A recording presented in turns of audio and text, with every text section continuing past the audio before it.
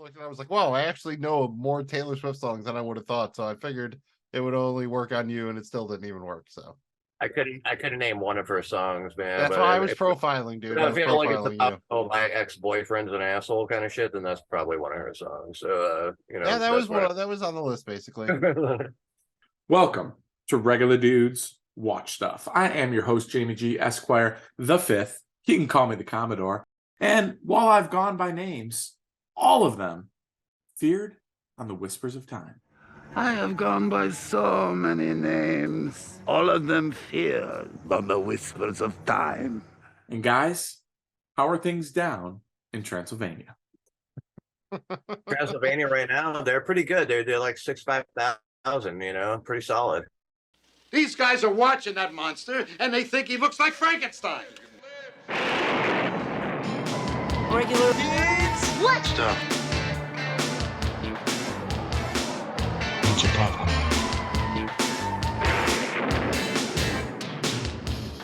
I'm here with Mills in the Soup Deuce, and we're here to talk about our feature. But before we do that, we're going to fill some holes, talk about what we've watched recently, what we've listened to recently, and then we'll get into our feature, which is What We Do in the Shadows, Season 2, Episode 6, titled On the Run.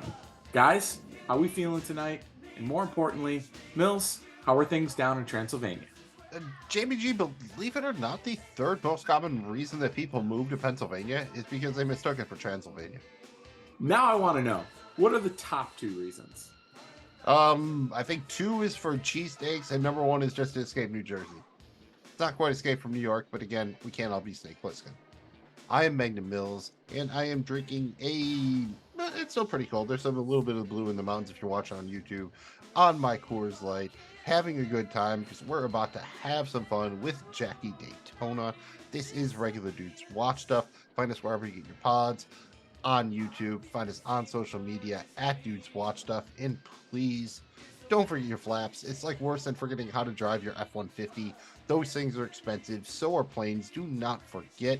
Follow, like, and please subscribe. Helps other people find our channel, find our show. We greatly appreciate it. If you had fun, give us that thumb. Soup Deucer, floaters or not, I know you're not going to be skipping out of the rent, right, man? Nah, man, you know what? I'm not a kind of guy that does that kind of thing, but see, that's the thing, man. I mean, you cruise into a place, you fucking feel like everything's cool, and somebody leaves a fucking hideous floater in the toilet, dude. I mean, what else do you do, man? I mean, do you skip out on your rent?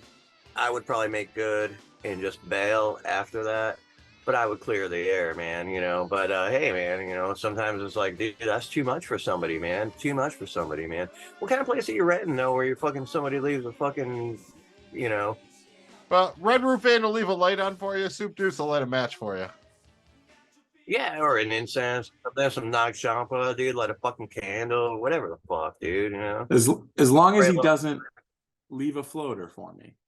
Before we go on the run, it's time for some holes in this house. What have we been filling our eyes and ear holes with since the last time we hung out? Soup, hit us with it. Yeah, honestly, man, I have not had a whole lot of time to fill my holes with very much things because of my everything else in life. But I have put a little bit in my hole. I shoved a little bit in there, and I went ahead and did a fucking solid throwback watch where I was really impressed. It's an older Robert Rodriguez joint, and it was The Faculty. The Faculty was pretty fucking good on a rewatch after a decade or so of not seeing it, dude. It's a typical Scream-ish kind of vibe with the high school and everything else, but it's Rodriguez and it's this weird aliens are taking over kind of shit. Definitely trippy, definitely fucking cool, very well put together, pretty well written, definitely a little bit cheesy, but enough good shit to where the cheesiness kind of balances out. And overall, a good fucking rewatch, dude. I was happy with it, man, and it made my night. Actually, one of these nights the past week where I was like, man, what do I watch? Nice fucking Faculty throwback, dude. The Faculty, I recommend checking it out if you haven't seen it in a minute or at all. Yeah. Great cast. Yeah. Good cast, man. It's got the Hartnett in there, a couple other well-known John people. Stewart, even a lot of random John motherfuckers. Stewart, Elijah Wood. Yeah, solid, good fucking flick, dude. Definitely a good one, man. Guys, for me, I have been doing a couple of things, right? So my continual pursuit of just like cranking out all the Seinfelds continues. I'm in season 8. They're really humming. It's just great episode after great episode. Shout out Seinfeld. It's really good. I'm also checking out Banshee. Banshee was created by Alan Ball, the dude who created True Blood. It was kind of like right after True Blood ended, or right towards the tail end of that. He started this over on Cinemax. It's definitely got that Skinemax vibe. It's starring our boy from The Boys, Homelander, Anthony Starr. And so far, so good, man. I'm actually kind of getting into it, enjoying this one. It's kind of a cool show. There's 4 seasons, so we'll see where it goes. Still in season 1, but so far, so good. Shout out to the new season 16 of Always Sunny in Philadelphia. 3 episodes into that, and the 3rd one was just fantastic.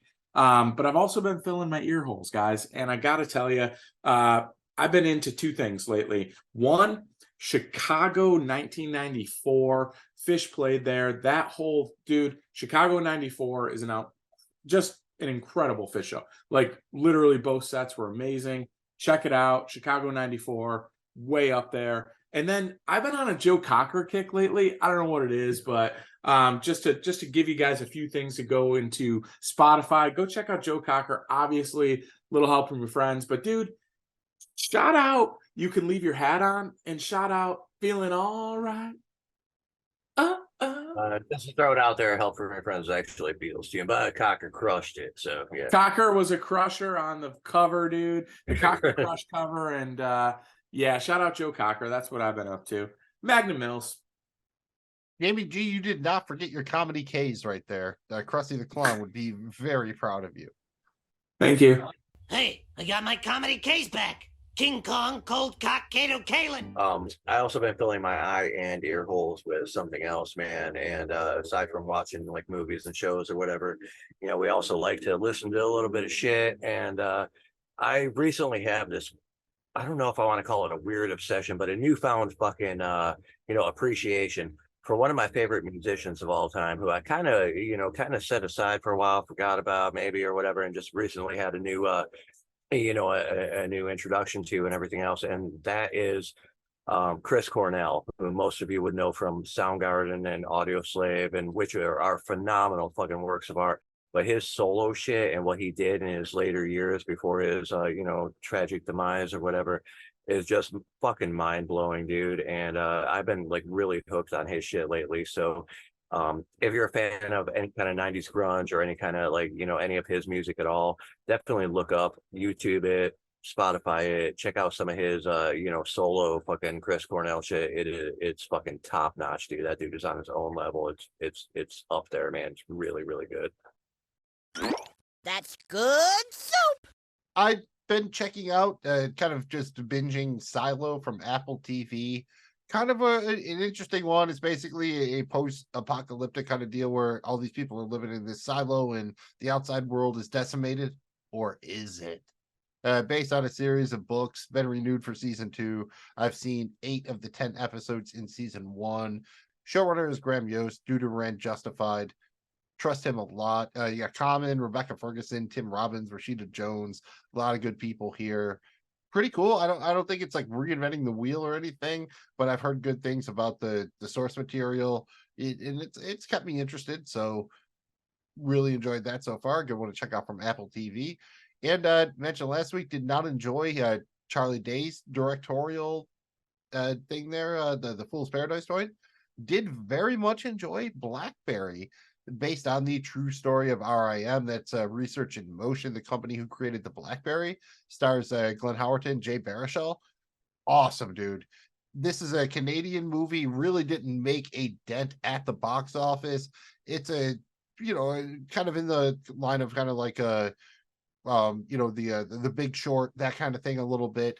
It's real life. It's biographical. It's true to form, but it is awesome. Howerton just absolutely slays here. If you've watched the Always Sunny podcast, this is why he had the shaved head and everything like that.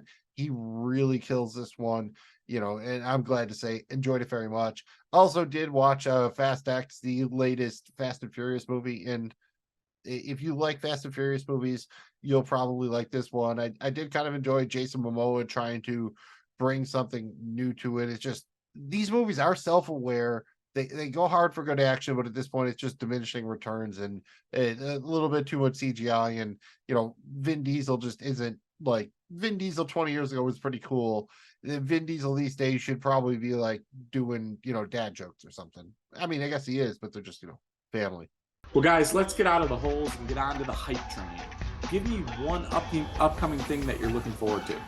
Well, I'll tell you one thing I'm looking forward to, man. Aside from what's starting here in a couple days with the upcoming season of The Bear, I'm definitely looking forward to that.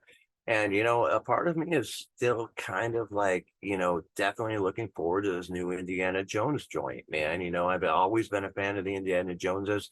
And I know a lot of people have the bad taste from the fucking, Crystal Skull or whatever. But I think this one's going to be legit. And I hope it's up there on the level with like, any of the first three. So high hopes for that one. Oh, and I hear Tacoma FD is coming out with some new shit. So I'm stoked on that too. Nice. Tacoma FD, that was one that was kind of in limbo forever. I always enjoyed that. It's not like something that we'd probably talk about a ton, but it's kind of a fun, just kind of watch it and just a vibe comedy. Yeah, it's not going to knock your dick in the dirt, but it's a good one. It's a good fun one. Yeah, it's not a DID or DITD. I'm super excited about season 2 of Arcane. We're hoping 2023. It may bleed over to 2024, but man, whenever it comes out, it's going to be awesome. Arcane was like maybe one of my favorite animated things ever. Season 1 was so good. Like, it's way up there, dude. I wasn't a fan of the show, any of the stuff, the comics, anything that goes along with it.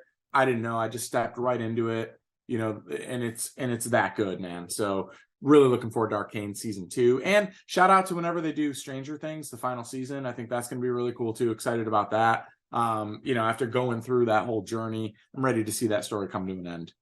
Shout out to The Witcher, dude. Excited about Witcher season 3.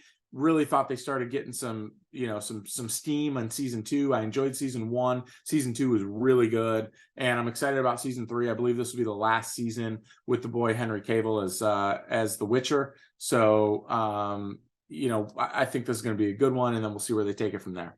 Enjoy all of that. Hopefully it's all good, especially the Indiana Jones. Been worried about that one a little bit. And shout out Righteous Gemstones season 3. As you watch this, the first 2 episodes will have been out already. We're going to be talking about them on Romancing the Gemstones, and this is a fun one. A lot of great people: John Goodman, Adam Devine, Danny McBride, Edie Patterson. A lot of great people. Enjoy it very much. Romancing the Gemstones. Michael Douglas may or may not show up. All right, well, guys, that brings us to one of my favorite times of Regular Dudes Watch Stuff, and this is where we do a little fish list. I'm going to hit Magnum Mills with 2 set lists from the greatest band on earth, Fish. One of them is going to be real, and the other one is not going to be real, and Magnum Mills has to decide which is which and put his money where his mouth is. Mills, set list number 1. We get an opener of Kill Devil Falls. Just don't go back there, okay? We get Kill Devil Falls. We get that into Back on the Train. Then we get a real solid AC/DC bag. They take a quick 10-second break, and then we get Lizards into Lengthwise, into Horn, and then we get kind of this spacey, weird, I don't know, 2-minute jam that goes into David Bowie that's just legendary, followed by a real slow Life Boy, and then they finish up with Loving Cup. Set 2, we get a deep, psychedelic, wild 2021 that just rages. That goes into Andy Greenberg, which is incredible. You better go see a neurologist. We then get something they don't play often, and it's pretty cool when they do, and that is the Wookie Poo Ceremony. Just a fun 2-minute little jam there, dude. Always a good time. We then get John's song into I Am Chemistry, and then they take a tiny little break followed by Hookah Hood. That's right, you get a nice little reggae joint there. Then you get good old Mr. Palmer. You always love when they do that, and they rip it too. Followed by Silent in the Night, and then they finish with The Vampire's Brother. Magnum Mills, which is the real set list? It's the second one. And the set list that is real is the first one. Oh, he does not get there tonight, ladies and gentlemen. He does not get there tonight. What tripped you up, Magnum Mills? Yeah, Soup's reactions. I didn't mean to look at him, but the way he was celebrating threw me a little bit. I get the assist, man. Nice, yeah. I'm trying to write all these down so that I can, reflect on them if I need to. And he just caught, my eye a little bit more on the second one. And, a shout out Wookie Poo Ceremony. I didn't know that you would come up with that one. Yeah. I'm assuming that's an actual track by a different band.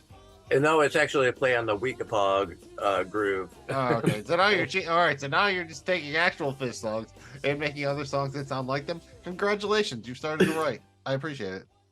All right, dude. And shit, now it's time for our featured review.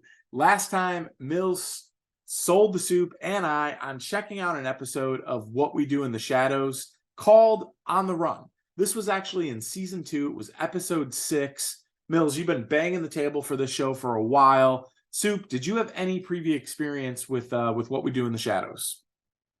My experience with this show, man, I checked it out back, a little bit ago, a year or two, whatever the fuck ago, when it was coming out, when it was relatively new or whatever. And I honestly was not all that impressed. So I kind of shrugged it off or whatever. Generally, I like this kind of thing, depending on what it is, but most of the time I like that kind of stuff. But this one, when I gave it the first look, I honestly was not all that impressed, man. So going from there, I never really gave it another chance until now.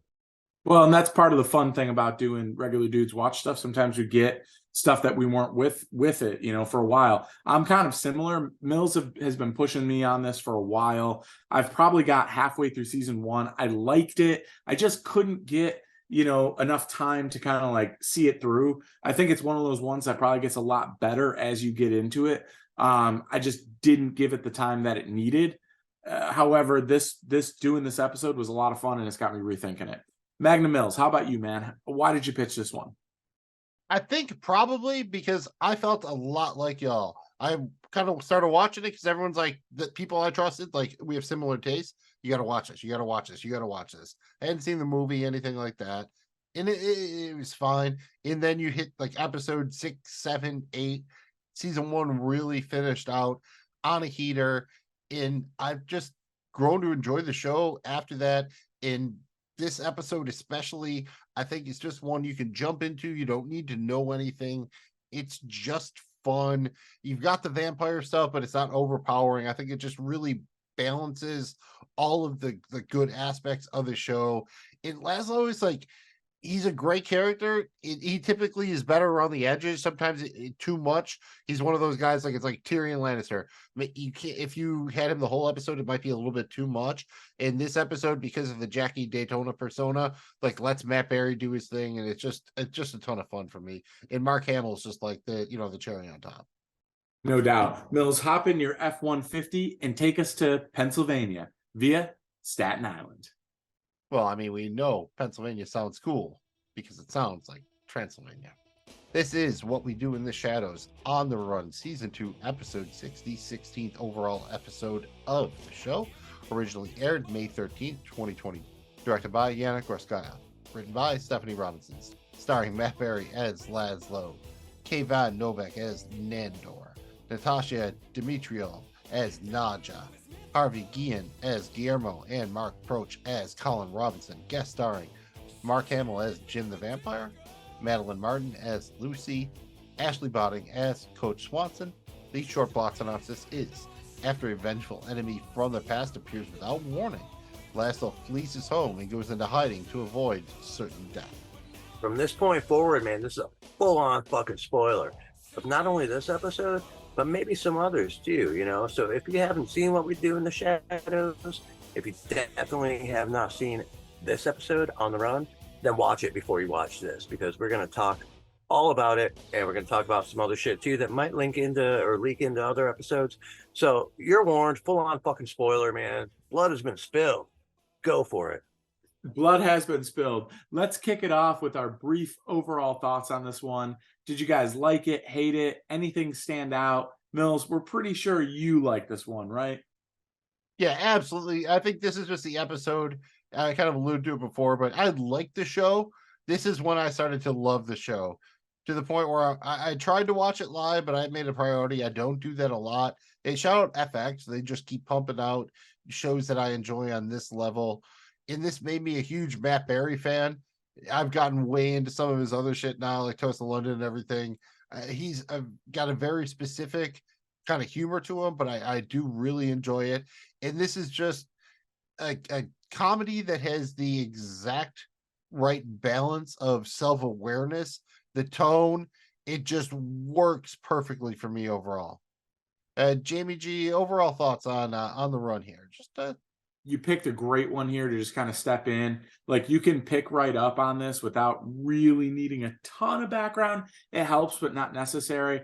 I thought that this was just such a good overall episode, man. I mean, the whole he turns into another person. I like the idea of the other vampire coming in, the game they were playing. I mean, so much little stuff here as the mailman falls in the hole, and then again, Jim the vampire falls in. I mean, Jackie Daytona is like a great character in and of itself, and when we got him for about 18 minutes of showtime, like, and he's that good. Yeah, this one's way up there, dude. And just shout out to the needle drop here. I mean, dude, come on. She's so fine. There's no telling where the money went. I mean, fucking simply irresistible.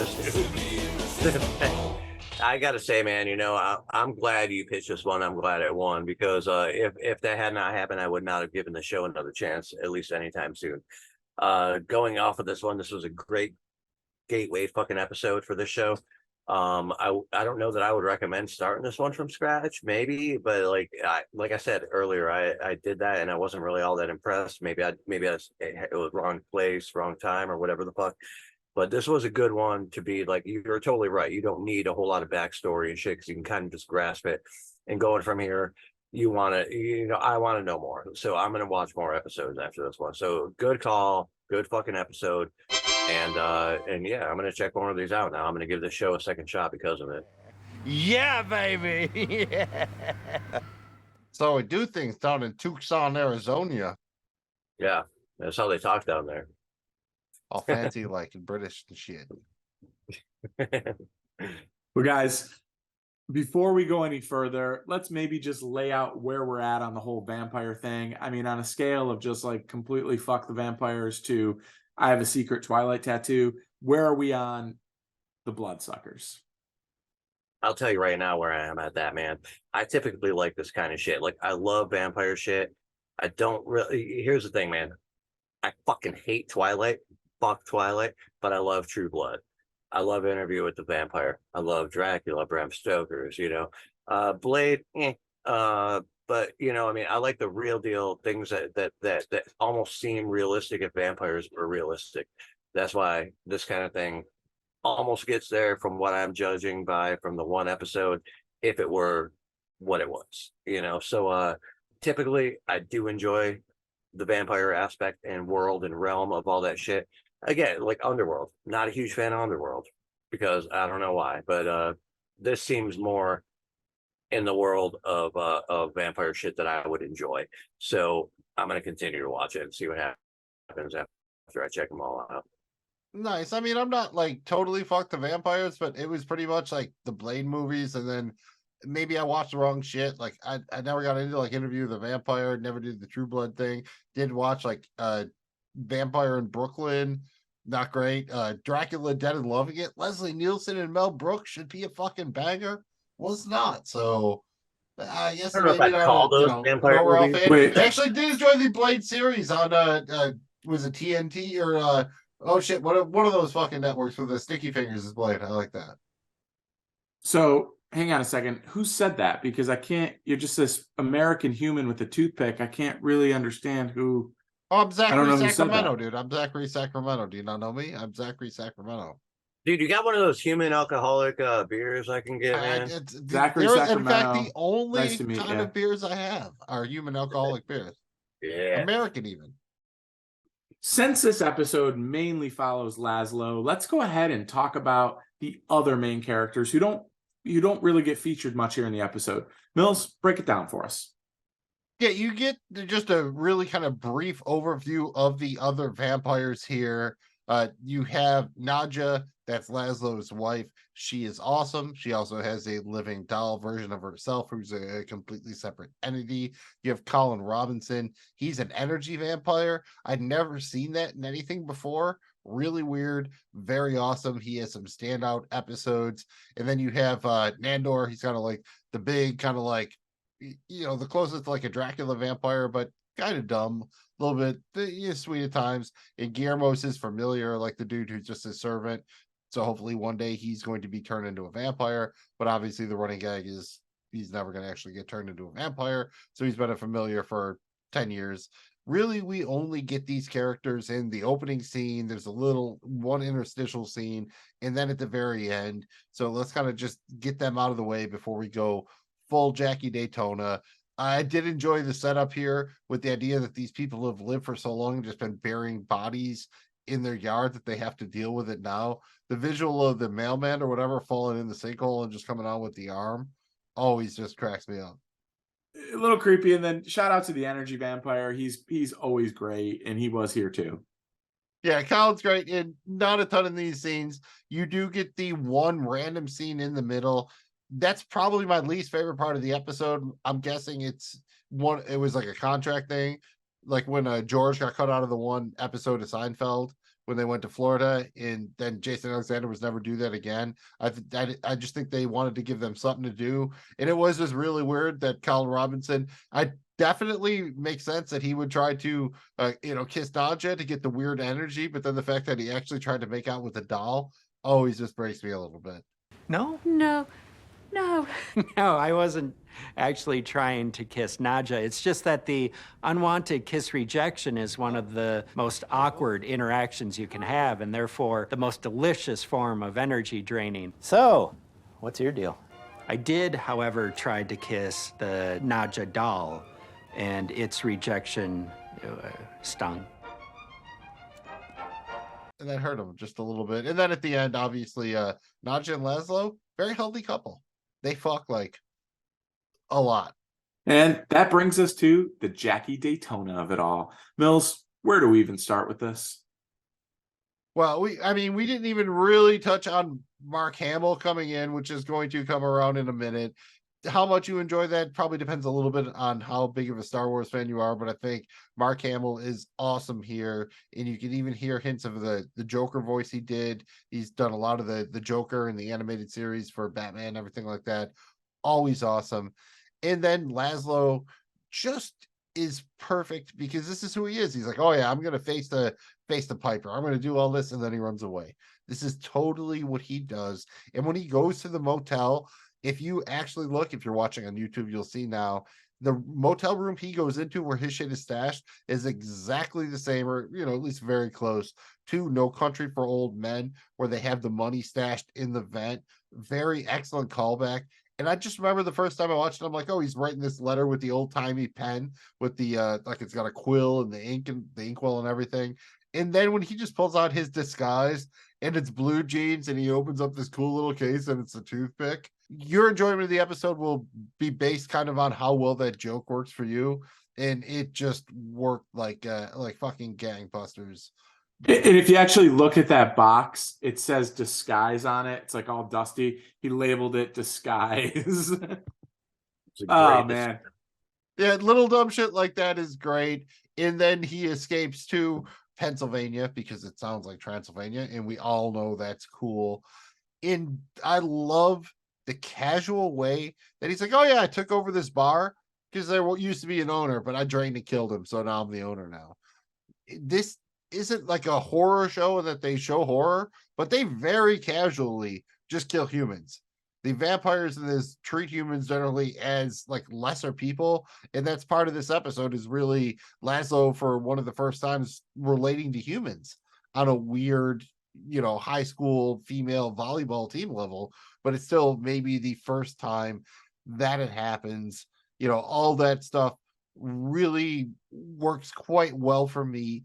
Do y'all have any idea why it was female women's volleyball? Do you think it was just funny? Was it easy to film? Was it the best jokes? I mean, why do you think they went with female volleyball. That's a good point, dude. It could have been fucking anything. That's random Men's as shit. wrestling could have been funny. There's a lot of things that could have been. I think it was just the pure randomness of it. Like, it didn't make sense at all, and that's why it made perfect sense. Like the fact that he just randomly falls in love with like volleyball. Yeah, yeah, you know, I mean, it would have made more sense for him to fall in love with basically any other sport. That's just, I think it just works so well because it's so random. And one thing that they set up awesome here is that when we pick up, the idea is, right, this has been going on for a while. Everyone knows Jackie. He seems to be very well accepted. And that helps set up the payoff at the end that it's been like a week. Because you get the idea when you're watching this, it has been a fucking minute. Like, you figure when he picked up, like, oh, he's already been here for a month or two or something like that. And they never do anything to kind of dissuade you of that notion. So I think that really sets up stuff well. And then the dumb shit with like the Billy Bass, the way that comes back and everything, I just think this is just extremely well written. You get the Simply Irresistible seated on. In maybe one of my favorite gags is when he decides he's going to clean up the town. I've truly grown to love this township, so I have rid it of some motor bicycle criminals. You better hit the bricks before I put my foot up your ass. Every year, me and the boys go on a charity run to raise money for kids. We're just on a weekend ride to raise money for Toys for Tots. And he came out of nowhere and beat the shit out of us. How about I put this toy where the moon don't shine? Get out all. In the way they shoot it and cut to it, shout out just the directing. Everything here is perfect. You know, because Lasso thinks he's doing the the right thing for the first time, and these other dudes are like, yeah, we ride motorcycles, but we're raising fucking money for Toys for Tots. It's just the best intentions, and that pays off in the end, right? When he wants to like, pay for the girls' volleyball team and everything, so it starts burning down buildings with people in them for the insurance money. And he does it with a smile. That's the tone of the show. It's really quite unique, I think, and makes me enjoy it. This is as good a time as any to turn our attention to the music with some Soup on soundtracks. Soup, the Robert Palmer song, Simply Irresistible, plays a major role in this episode, like all-time great montage here. Anything of note on that and the way they used it multiple times in the episode? Other than it's absolutely fucking random as shit, but it was a good call, man. Why not throw a song like that in there, dude? I almost wanted to see clips from the video, dude. I think that's the only thing that was missing was clips from that actual video with the fucking with all the girls dressed the same with the lipstick and the short skirts and shit. Unique video. It's a very unique video. I'll give you that. You know, so I think a couple of clips from that video might have been cool to throw in there. You know. And yeah, it was nice to bring it back, even in what was it, like karaoke or open mic fucking situation. Yeah, they do like two versions of it, and then there's the karaoke with, I think they have a live little guitar or whatever. I thought that song was used in more She's things. still fine, man. There's no telling where the money went. Jamie G, kind of like, you're like the most fashion forward of us all, I think. So do you have any thoughts on Jackie Daytona's gear game, or Jeans Gear, if you want to shout out the Barry podcast, or even Jim the Vampire here? A pretty sweet cape. Well, first of all, Jim the Vampire stole it from a fashion standpoint. His cape with the half hidden face at the beginning, and then he rocks it again in the bar later, was fantastic. But dude, when he volunteers for the women's volleyball team, his gym suit, it was like a velvet, like sweat gym suit. I think he had like a little bit of like a red sleeve running down like both like the arms and the legs. This thing was awesome, dude. Black like, maroon trim with like black with a maroon stripe and a yellow trim or gold trim or whatever. Really sharp. And you can't say enough about Jackie Daytona. I mean, somehow it pulled it off with like, I think it really is the blue jeans and the toothpick. He wears the blue jeans. That's part of the disguise. You got to wear the blue jeans. The blue jeans and the toothpick, because without that, he still has the puffy coat and the fingernails and the ring and everything. But something about it, you don't really notice it with that toothpick and those blue jeans. He has like a tux like coat though. It's like a 3/4, like with tails. Yeah, and a vest, and it's just, and wearing boots on the gym floor. Didn't know you were allowed to do that. I would have gotten yelled at back in the day if I went on a high school gym floor wearing boots. Before we raise some money to send the girls' varsity volleyball team to states, we need to make sure that the dude abides. This is the 6 Degrees of Lebowski, where we connect our featured review to the Big Lebowski in 6 degrees or less. I guess I can say that this was easier than the Trailer Park Boys, but not like by a lot. If we didn't have Mark Hamill as a guest star, honestly, I would have been like heavy DITC. 6 Degrees Lebowski, we have Mark Hamill playing Jim the Vampire. He played Cockknocker in Jay and Silent Bob Strike Back, where Matt Damon played himself. Matt Damon played LaBouffe in True Grit 2010. Jeff Bridges played Rooster Cogburn in True Grit 2010. And of course, we know Jeff Bridges is the dude. I got punched in the motherfucking nuts by a guy named Cockknocker. You know what the dude wouldn't abide by? Cutting the education budget by so much that the girls' volleyball team can't afford to go to states. Just a tragedy. Jackie Daytona is determined to find a way to make it happen, and I guess he does, eventually, at the cost of several lives. Mills, break it all down for us. Yeah, I mentioned already, it does end with a bunch of arson. And you wonder, like, he's going to have a $5 a head talent show. I played high school sports. They were usually not allowed to be, have events at bars where they were serving alcohol. And the coach was definitely a little bit lit when she was on stage.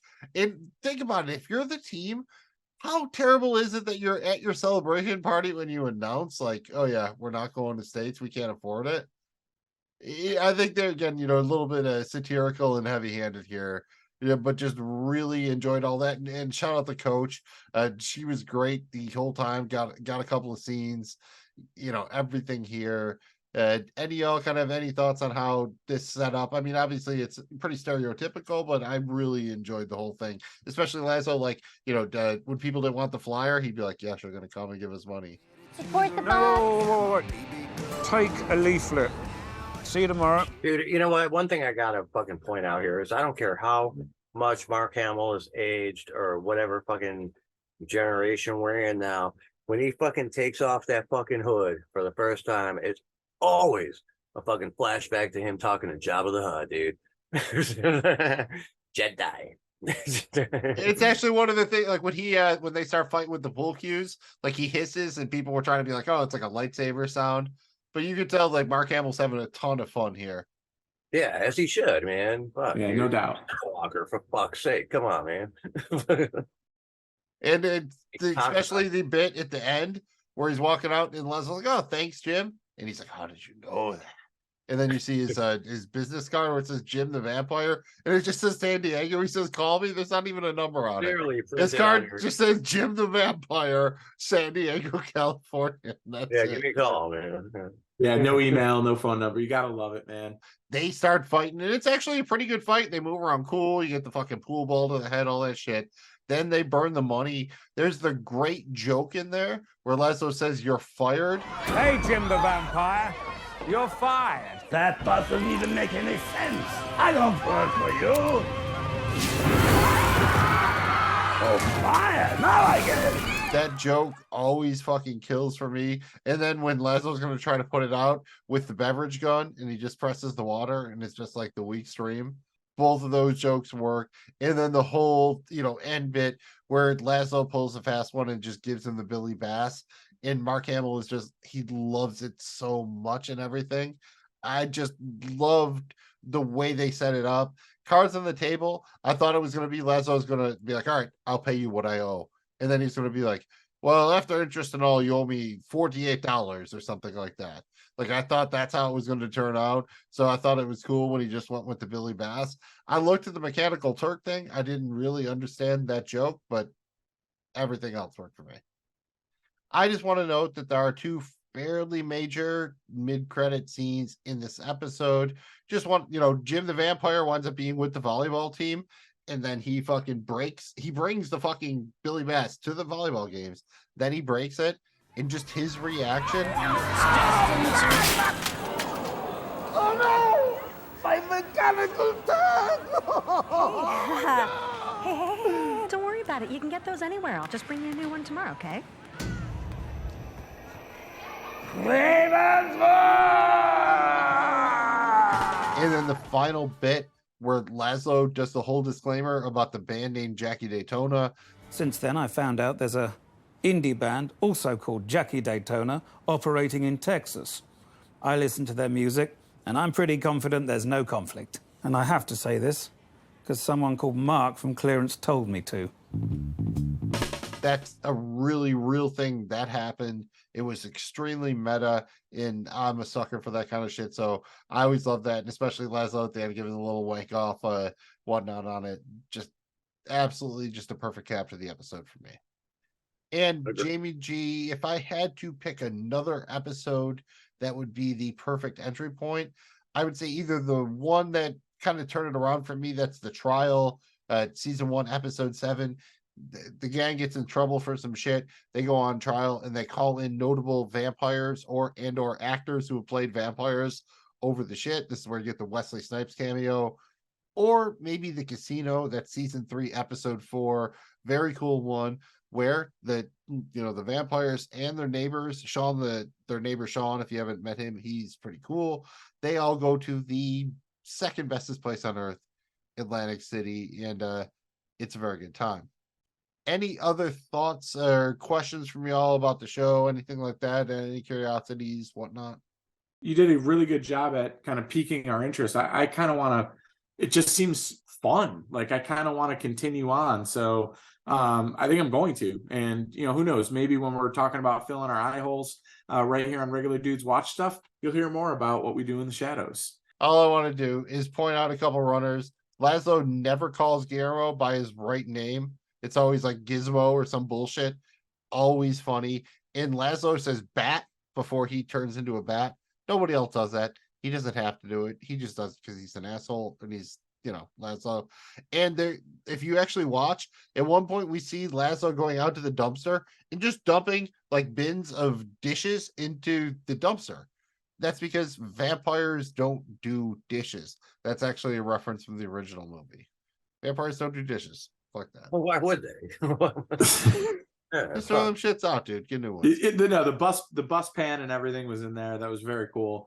Guys, our supply of sponges is definitely limited. I mean, we can't just be handing them out like Halloween candy. So you think you're sponge-worthy? Yes, I think I'm sponge-worthy. I think I'm very sponge-worthy. You're nuts with these sponges. Run down your case for me again. She said I wasn't sponge-worthy. Wouldn't waste a sponge on me. It's time to determine if On the Run is sponge-worthy. I'm going to go out on a limb here and say, yes, it is. I enjoyed this a lot. I thought it was a really good episode. It was fun. I'm going to give it the sponge. Soup, is On the Run sponge-worthy for you? Yeah, man, that fucker was a sponge, dude. I definitely give it sponge-worthy. Yeah, I didn't think so going into it, and after watching it, I was like, you know what, sponge-worthy, dude. Sponge. I'm a yes. I'm a yes. He's a yes. And guys, now that we determined that On the Run is indeed sponge-worthy, it's time to give it a grade. Mills, on a scale of 1 to 10 toothpicks, how many are you giving to On the Run? Well, I don't know about this Mills character you talk about, but I would say Hawkhorn, Leghorn, or something like that. 9.3 toothpicks. Really enjoyed this one. Loved it. One of my favorite episodes of the series. Jamie G, how many toothpicks? I'm right there with you. Not exactly one for every finger, but I'm giving it 9.1 toothpicks. Really good. Honestly, dude, there wasn't a ton that I didn't like about this. I mean, it hit. Like, I'm excited to see if they can be funnier. 9.1 toothpicks. Soup. Yeah, dude, I'm right there with you guys on this one. This is a solid episode. I don't care if you're a fan of the show or not. This is a solid episode, no matter what. Going from this, I'm gonna watch more of this, so it was a good gateway one. I'm giving it a solid 9 toothpicks plus a splinter, dude. 9 and a splinter. So the 9.05. 9 and a splinter, dude. Could be a 0.1 splinter. So, shout out the Teenage Mutant Ninja Turtles. So 9 and a rat, dude. 9 and a rat. Talking toothpicks, you might get a splinter, dude. 9 and a splinter, dude. 0 and a half shell. Turtle power. Well, guys, that brings us to. We're trying to get to a movie. You better get going. You don't want to miss 1 second of that movie. Is it that good? It's the best goddamn movie I've ever seen in my life. Oh. Dude hangs dumb. I told you! I don't want to miss that! Next time on. This is where these regular dudes that watch stuff go ahead and make a pitch on something that they want to watch right here and break down on Regular Dudes Watch Stuff on our next episode. All three of us will pitch, and then we have to cast our vote. We cannot vote for our own pitch, and we cannot repitch a previous loser. But spoiler alert, repitch day's coming up in the very near future. So you'll get some of those, they'll get a second chance. In the event of a tie, we will spin the wheel in the sky, but only if absolutely necessary. Don't ask me why. I'm up first here. I'm going to nominate Jamie G. Esquire V. The Commodore will nominate first, followed by Soup Deuce. Then Mills will round us out. Earlier, on a previous episode of Regular Dudes Watch Stuff, I pitched the classic Escape from New York, and it was pretty awesome. But you know what? I want to watch the 1996 legendary movie Escape from LA. That's right, I'm pitching Snake Plissken coming at you again. Escape from LA, Map to the Stars. Come on, man. Steve Buscemi, Kurt Russell, Pam Grier. This is freaking awesome. We got to do this one, man. Let's complete it. We did Escape from New York. Let's do Escape from LA.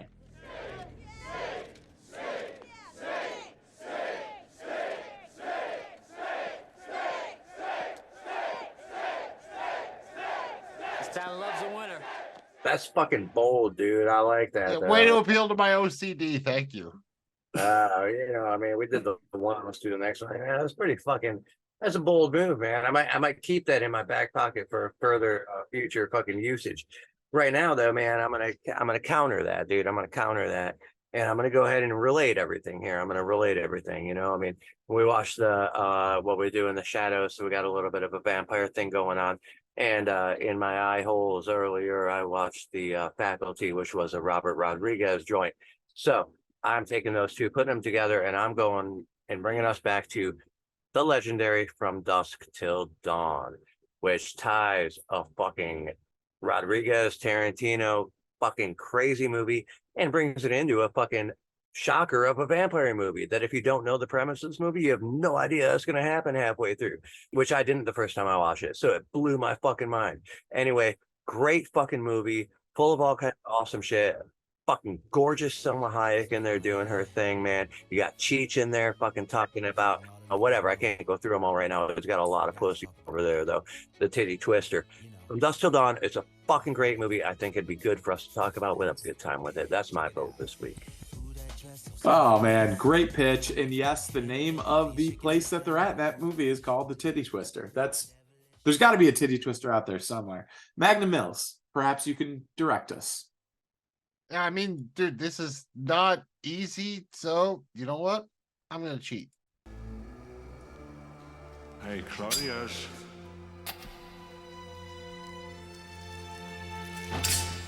You killed my father. Big mistake. Something is rotten in the state of Denmark. And Hamlet is taking out the trash.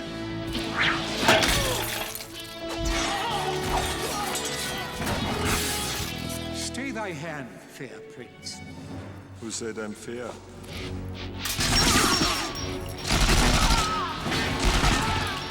To be or not to be? Not to be.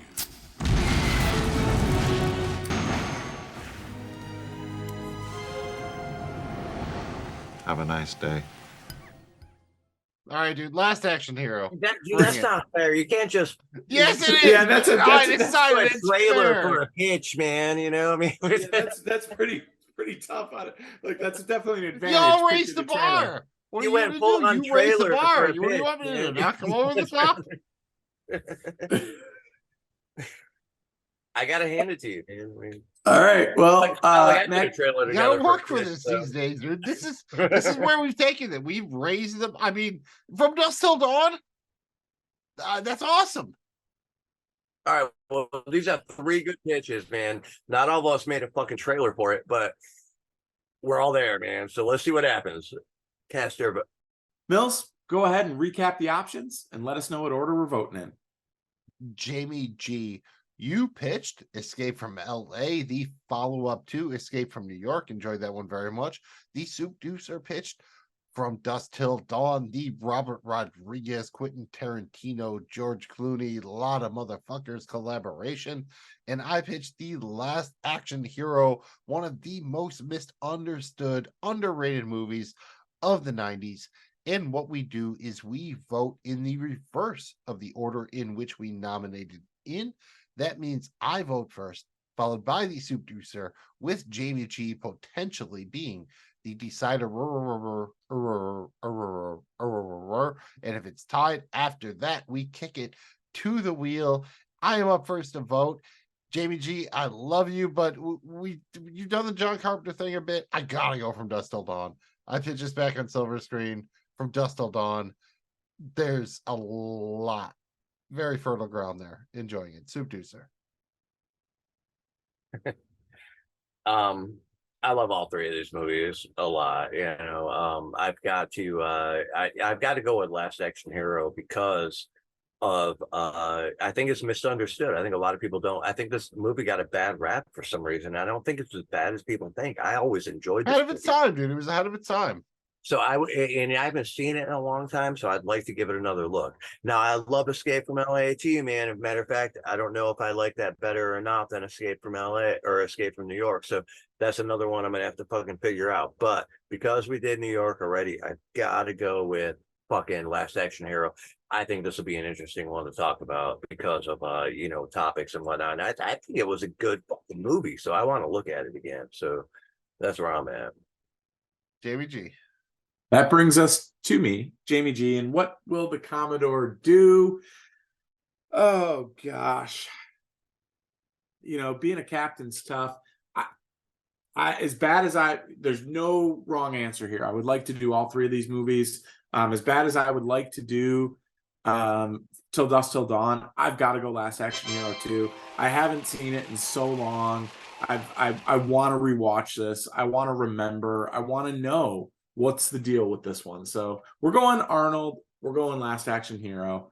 Great job, Magnum Mills here. First Arnold time, but shout out From Dusk Till Dawn. Outstanding pitch. That's a flick that has everything we want to talk about. A lot of great actors, different, people involved, writing, directing, everything. Awesome. And like the man said, like the soup said, Escape from LA. I saw that in the theater. I saw that at a certain time. I really enjoyed that one.